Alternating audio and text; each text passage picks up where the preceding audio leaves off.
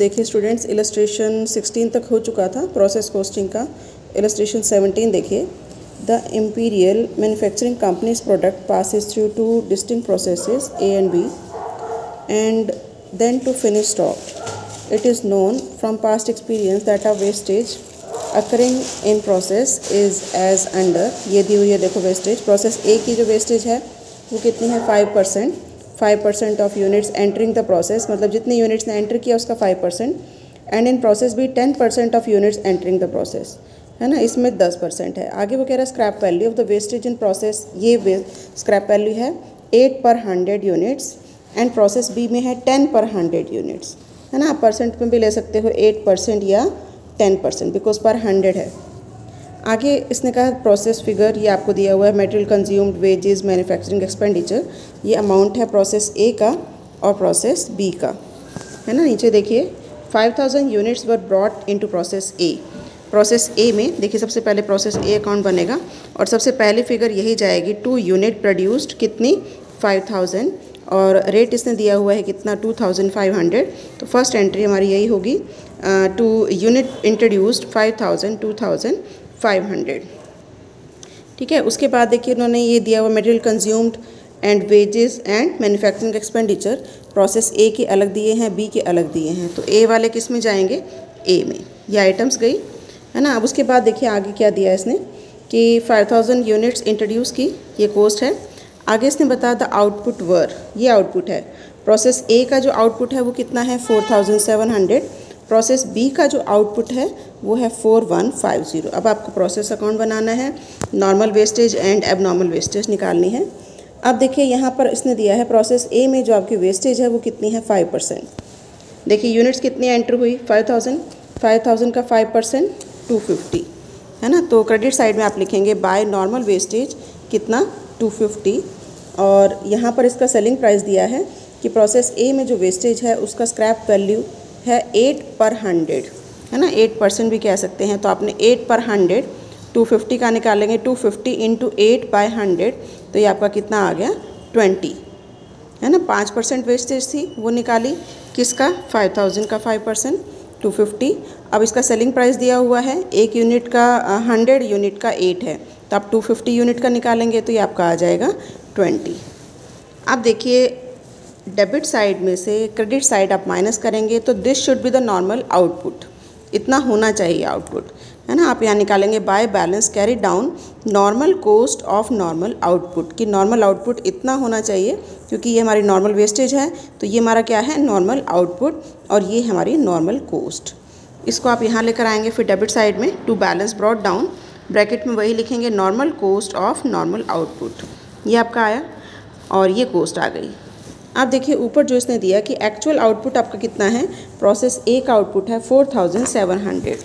आप देखिए आउटपुट होना चाहिए 4750, आउटपुट है कितना 4700। तो ये जो 50 यूनिट्स हैं ये क्या है आपकी abnormal wastage. I think clear हो गया होगा कैसे निकाला। Output should be 4750 but output है कितना 4700, तो ये 50 यूनिट्स कहाँ गया, ये वेस्टेज है। और कैसी वेस्टेज है ये एबनॉर्मल, है ना, जो नॉर्मल से ज़्यादा है। अब देखिए इसकी कॉस्ट कैसे निकालेंगे कि ये नॉर्मल कॉस्ट है, ये नॉर्मल आउटपुट है, तो 9980 डिवाइडेड बाय 4750 इंटू 50। तो इसका फार्मूला क्या बनेगा, normal cost divided by normal output into abnormal wastage in units. तो ये आपका ये अमाउंट आ जाएगा 105। तो आई थिंक ये क्लियर हो गया होगा, ये 50 कैसे निकाला और 105 कैसे निकाला। अब सिंपली इसमें से आप इसको डिडक्ट करेंगे, ये आपका नॉर्मल आउटपुट आ गया, नॉर्मल और वी कैन से जो फाइनल आउटपुट है ना, और इसमें से आप इसको माइनस करेंगे तो ये आपकी कॉस्ट आ गई, है ना। फिर आप इसका रेट निकाल सकते हैं अगर निकालना चाहें कि कॉस्ट है आपकी 9875 डिवाइडेड बाय 4700 2.10। तो आई थिंक कॉन्सेप्ट क्लियर हो गया होगा कि एबनॉर्मल वेस्टेज की हम कॉस्ट कैसे निकालते हैं। अब ऐसे ही देखिए प्रोसेस बी अकाउंट बनेगा। प्रोसेस बी अकाउंट में आप प्रोसेस ए से जो ट्रांसफ़र करना है वो डालेंगे 4700 9875। इसके बाद ये तीनों चीज़ें आपको दी हुई हैं, मटेरियल कंज्यूम्ड, वेजेस और मैन्युफैक्चरिंग एक्सपेंडिचर, ये आप डालेंगे। उसके बाद देखिए नॉर्मल वेस्टेज जो आपको दी है क्वेश्चन में, देखिए 10%, है ना, कि उसकी 5% थी प्रोसेस ए की, बी की 10% है, तो 4700 का 10% ये आपका आ गया 470।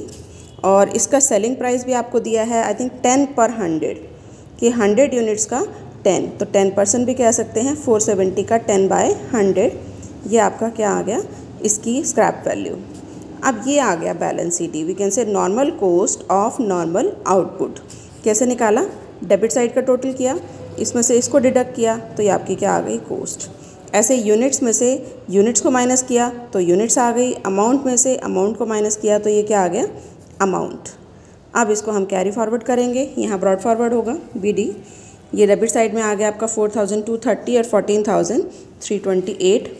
अब देखिए एक्चुअल आउटपुट हुआ कितना, यहाँ से यहाँ आपको दे रखा है 4230। अब देखिए पीछे क्वेश्चन में आपको इसने दिया है कि आउटपुट हुआ कितना, 4150, है ना।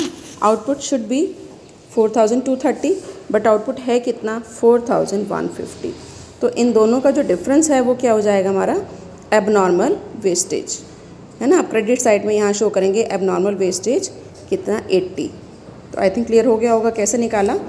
होना चाहिए था 4230, हुआ कितना 4150, तो 80 यूनिट्स का हमारा क्या है, एबनॉर्मल वेस्टेज। और वो हम कहाँ शो कर देंगे, क्रेडिट साइड में, और इसकी कॉस्ट निकालेंगे। कॉस्ट कैसे निकालेंगे, नॉर्मल कॉस्ट जो ये है 14328 divided by normal output 4230 into 80, है ना। 80 यूनिट्स का ये दिया हुआ है, तो ये आपका आ गया 271। अब ये बैलेंस बच जाएगा आपका, ये आपका फिनिश स्टॉक हो गया। ये भी बैलेंसिंग फिगर है और ये भी बैलेंसिंग फिगर है। इसको इससे डिवाइड करेंगे, 14057 को 4150 से डिवाइड करेंगे तो ये आपकी पर यूनिट कॉस्ट आ गई। तो इस तरह से हम बनाएंगे प्रोसेस बी अकाउंट। अब देखिए एक एबनॉर्मल वेस्टेज अकाउंट भी आप बना सकते हैं, है ना। उसके लिए हम क्या करेंगे, प्रोसेस ए से, क्योंकि एंट्री क्या होगी, abnormal wastage account debit to process A. यहाँ आपने डाला 50105 जो अभी हमने कॉस्ट निकाली थी प्रोसेस में। फिर इसका जो सेलिंग प्राइस है नॉर्मल वेस्टेज का, वही सेलिंग प्राइस यहाँ आएगा जो था 8 पर 100, है ना। इसका 8/100, तो ये आपका कितना आ जाएगा, 4 रुपीज़ ओनली। बाकी जो बचेगा, चाहे वो प्रॉफिट हो चाहे वो लॉस हो, ये लॉस है तो ये भी हम कहाँ डालेंगे, P&L अकाउंट में, लॉस ट्रांसफर्ड। ये बैलेंसिंग फिगर आ जाएगा 101। ऐसे ये देखिए अब नॉर्मल वेस्टेज कि आपका जो वेस्टेज थी वो कितनी थी, 80 यूनिट्स प्रोसेस बी में, प्रोसेस बी से आई थी। ये अमाउंट था 271 जो हमने कॉस्ट निकाली थी। अब यहाँ पर जो सेलिंग प्राइस था वो कितना था, 10 पर 100, तो 271 का 10/100 ये आपका 80 यूनिट्स का 10/100, तो ये आपका 8 आ जाएगा। जो बैलेंस बचा वो कहाँ जाएगा, P&L अकाउंट में। तो इस तरह से हम बनाते हैं एबनॉर्मल वेस्टेज अकाउंट।